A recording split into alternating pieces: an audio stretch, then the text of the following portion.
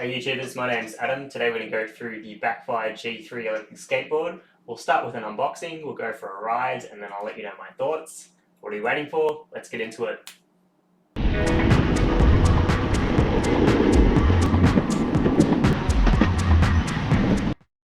Alright, so just before we get started, I just wanted to go through some of the specs of the board. You can buy yourself a Backfire G3 for about 860 AUD, that's $6.99 USD at the time of filming. The board has a top speed of 46 kilometers per hour, has a range of 30 kilometers. The battery is a 50 volt, 260 watt hour battery, has front and rear caliber 2 trucks. So in my experience, the shipping to Australia took about 2 weeks from China, which was actually pretty good, I thought. It's air freight. You do pay an extra 50 USD to ship. Alright, let's jump straight into the unboxing.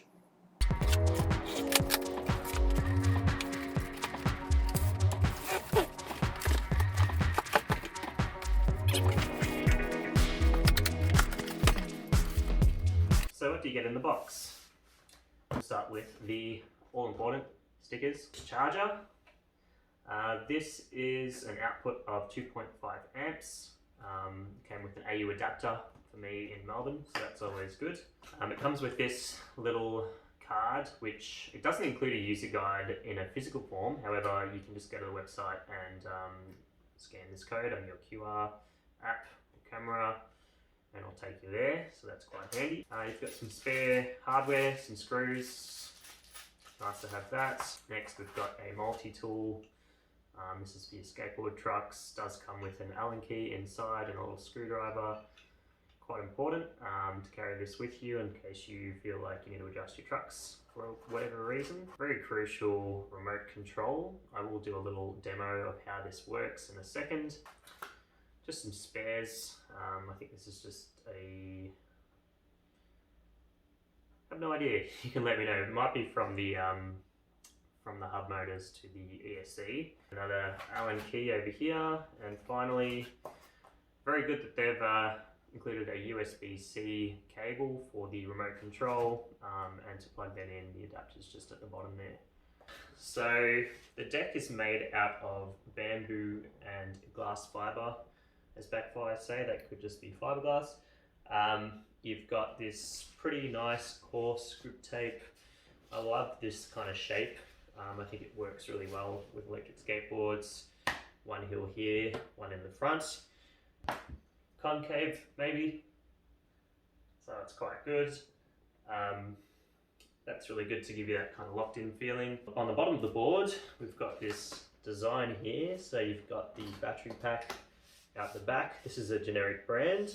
It's 260 watt hours. It does come with a little cover for your battery charger there at the top. Very nice that Backfire's included that as well, which is just a USB type A port just to charge your remote control. Very handy to have. There are some lights on the board, which I'll explain later when I give you the demo of the remote. At the back here, we've got the ESC cables at the back here, which just go from the ESC, they loop around, and they go to the back of the hub motors through the trucks there. These hub motors within the wheel, it is a hub motor board, so you've got two 450 watt hub motors. This urethane here, which is say a thumbnail thick, which is quite good. It's got big wheels. Big wheels are important for absorption. Obviously these aren't going to be as shock absorbing as a full urethane wheel, which you'd find on a belt driven board. However, they are very quiet, quite inconspicuous if you're trying to not draw too much attention, which is important in a lot of places since they're not completely legal or they're in a grey area. Caliber 2 trucks, so the actual caliber 2 trucks, not knockoffs, which is nice. It just gives you a little bit of peace of mind of some quality hardware there. You've got these bushings intact, not sure on the sizing of them, but you can always change them out if you feel the board doesn't turn as nicely as you would like, or if you would like to do some more carving.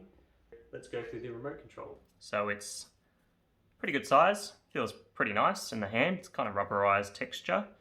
You get a little hole to poke your finger through, which is quite nice because you won't, drop it whilst you're riding. To go forward, you go forwards like that. To go backwards or stop, you just roll it back. To turn the remote control on, you need to hold this button there. you'll see the Backfire logo appear, and the little LCD there says disconnect, which means you need to power on the board.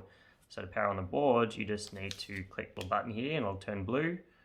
You'll then see it's connected. Now on the remote control itself, you've got the remote battery, you've got the board battery, followed by the speed. You've got the mode that you're in, so S for sport. Then you've got your trip and your odometer as well. Now to switch mode, press this middle button here, which is the S and E, S for sport, E for economy. That will change the speed. Okay, now for the sound test. Essentially, hub motors don't have much noise, the kind of whine that belt-driven motors have. And the reason for that is because there's no belts, and the belts cause whine. It's just the motor noise that you can hear. It kind of sounds a little bit like a spaceship taking off, so I'll give you a here economy. Sport.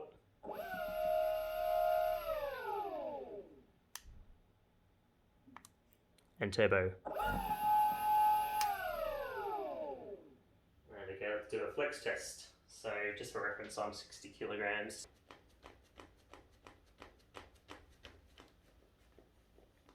Alright, so next we're going to go for a ride. The first 2 rides on this electric skateboard, my first 2 rides on a electric skateboard ever. And yeah, straight after that I'll let you know how it went and my thoughts.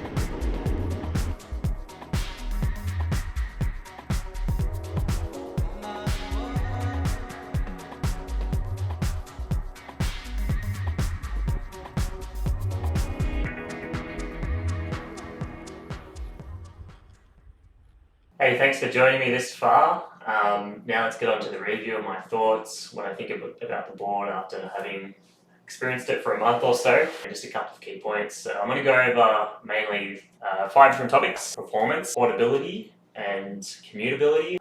We'll go to the learning curve / fun factor.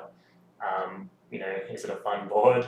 I know we know the answer to that question. It's pretty fun. But anyway, let's get into that a little bit more. The lessons learned, what I think about who the sport is for, who might benefit from having one, and then finally, quality and my recommendation. It's worth buying, or if you should look at some of the competitors on the market, because there are a few competitors out there who have very similar boards to this one. Performance-wise, it goes up to about 46 kilometers per hour, which is fast, freaking fast. Like, it is so quick. I haven't taken it up that fast yet. I will one day, but I still don't have too much confidence to do that. I think the fastest I've taken it is about 42 kilometers per hour, which is really quick. I think even at 30 kilometers per hour, it feels fast. Anything faster than that, it gets a bit sketchy. You really want those trucks to be a little bit tight. You want to have a smooth road. You really want to know what you're doing. People do have very serious accidents on skateboards, so just be careful if you do take it to its max speed, because coming off at that speed, you're not going to be able to run it off. Probably fall off and roll a couple of times potentially, or you could face plant. So remember the helmet, very important. But yeah, look, it's got all the power you need. It's almost when you're in turbo mode and you're standing there and you just kind of just bring on the power, full power. You do feel that torque like lurching you forward. You have to kind of be prepared to have that sort of stance position to make sure that you're not going to fall off when you floor it, so to speak. Look, the performance is there. It's a great board performance-wise. Some people say that it's just as good as the torque that you get with belt-driven boards. Look, I haven't compared the two myself personally. Thorough thumbs up performance-wise. Range-wise, 30 kilometers. Probably the max you'll get depending on your weight. For me, I've only taken it to about 20k rides. It does have regenerative braking. The only issue I'd say is the braking. I think others have said the same thing out there. For me, being a first time board owner, I thought the brakes are really good, but I could see how some people are saying that the brakes could be better. They're only 400 watt motors, so it doesn't provide you as much braking as, say, a 600 or 700 watt motor would. It's probably okay for people who are a little bit lighter. Going down hills, sudden stops, it doesn't provide an immediate stop if you want it to. It will gradually slow down, not to a point where you can't, to a point where it becomes dangerous, but you just kind of have to think a couple of steps ahead before you brake. So just keep that in mind. So yeah, I think with performance and range, solid thumbs up. Really good job by Backfire. Alright, portability and commutability. Look, it's not the lightest board out there. It's about 7.3 kilograms. There are carbon fiber boards out there which might be a little bit lighter. I think it's fine as a board to definitely commute to work. You can just leave it under your desk, that's fine. It's not the type of board I'd say to go shopping with, because then you're going to have this really heavy board in one arm while you try to do everything with your other arm, which might be a bit hard. However, if you're just running over to the store to get, like, I don't know, some milk, or you're just picking up something from the post office, you can probably, it's probably fine. You can just put it on your arm for a few minutes, and if you do get tired, you can always kind of put it on the ground, hold up the nose while the tail drags behind you with the two wheels on the ground. Just not a board you want to carry around all day with you, really. So if you're planning to commute to work, perfect. If you want to run errands on it, there are some shorter boards that might be more appropriate for that kind of thing. Otherwise, there's also an option to get a skateboard backpack, and then you've got both your hands free. Alright, learning curve and fun factor. I highly recommend this. This is a great first board, I honestly think. It's my first electric skateboard, so I think I can say that I feel comfortable on it the whole time. It's quite reliable and all that sort of stuff. But I need to mention that I have been skating with skateboards for a few years. Not anything special, not doing tricks and stuff at the skate ramp, but just longboard riding, just going for cruises. I think that's kind of crucial experience to have before you get one of these boards, and the reason I say that is because it kind of teaches you the kind of maneuverability you need. It kind of teaches you how to manually stop a board with your foot, how to jump off, how to avoid dangerous situations, how to weave in and out of pedestrians, how to come off curves, things like that. I think that's quite important. I think before getting an electric skateboard, because even those things you can kick them pretty fast, and I recommend just picking one up for cheap on Amazon or eBay. A used one could be $20, $50, whatever it might be, just to get those initial kind of essential skills before jumping onto an electric skateboard.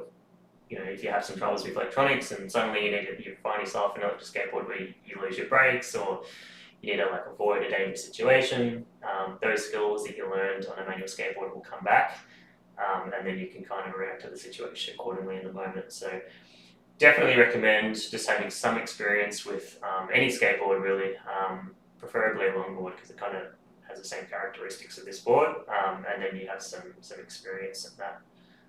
Other than that, look, it's a great first board. It didn't take me long learning curve-wise. Definitely start in a car park and don't go into a crowded or busy area until you really feel comfortable about braking and accelerating and curving and all that sort of stuff. Otherwise, it could be a recipe for disaster. You don't want to hit any pedestrians, you don't want to hit anyone else, and you don't want to injure yourself. So start in a car park, get used to the board, don't rush.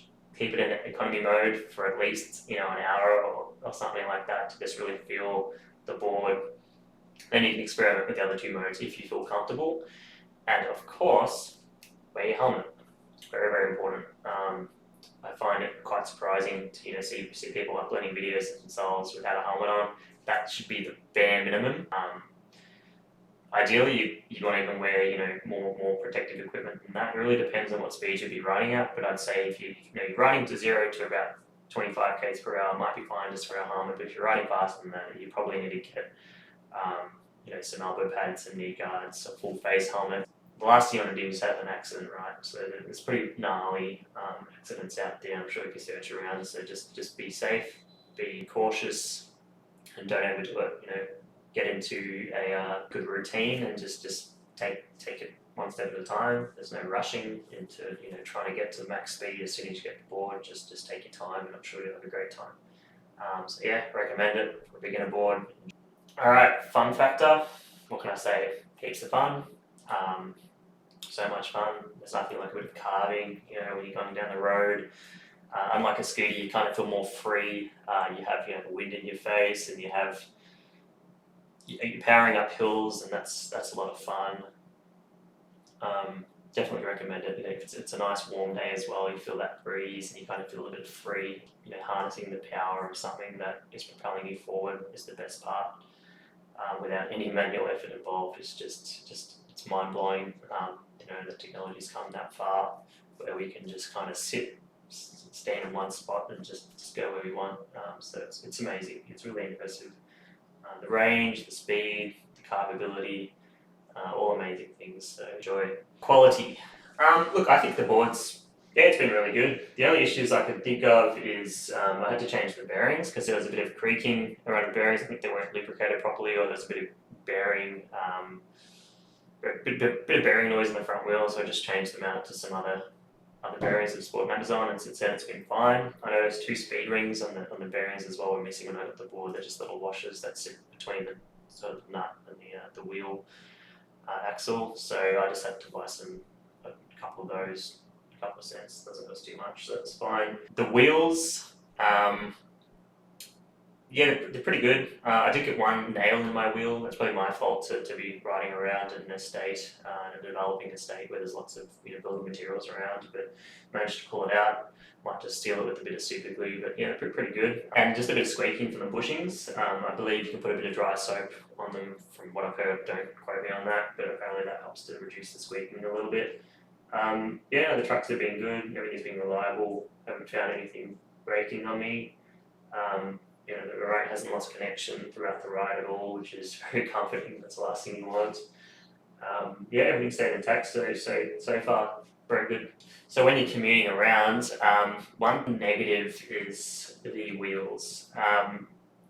The wheels aren't that absorbent. You know, you're going over train tracks, you're going over bits of uneven concrete. You do get a bit of bounce on the board and a bit of it's not so inspiring, I guess, confidence inspiring when you're running over those things, because the wheels don't absorb that much. You know, it could be just the the cracks in the concrete as you're riding along the pedestrian sidewalk. Sometimes those cracks can be a little bit further apart. Sometimes the concrete bits can be a bit uneven, where it might be above or below.